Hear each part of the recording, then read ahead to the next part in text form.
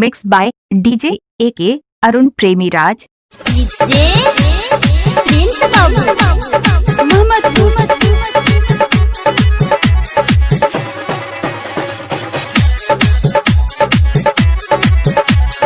जात देखनी बोलत बतियात रानी हम अपना यार से, हम अपना यार से हो, हम अपना यार से।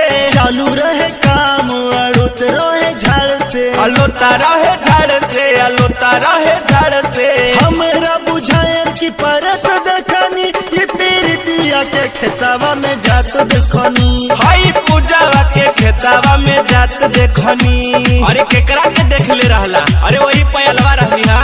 इन्हें हवा के खेतवा में जात देखनी, है पयलवा के खेतावा में जात देखनी, जात देखनी।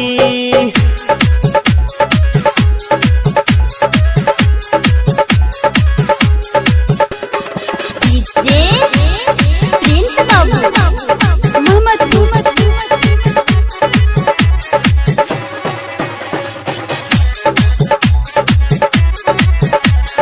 सर मनावत रहे तनी करे ओकरा, तनी कोरे ओकरा हो, तनी कोरे ओकरा।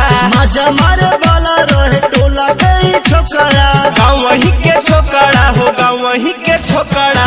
खड़ा खड़ा होके कुछ देर देखनी ई पयलवा के खेतवा में जात देखनी, हाई कजली के खेतावा में जात देखनी।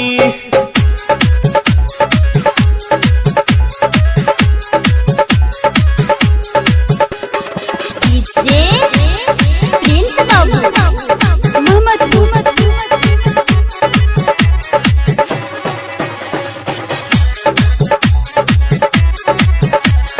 घर से बहाना करके गइल रहे बोहरी, गैल रहे बहरी हो, गैल रहे बहरी। उमा प्रेमी कह हम हई सोहरी, हम हई सहरी हो, हम हई सहरी। रतिया बाकी सफेद देखनी यानी तेवा के कचना में जात देखनी, है पयलवा के कचना में जात देखनी।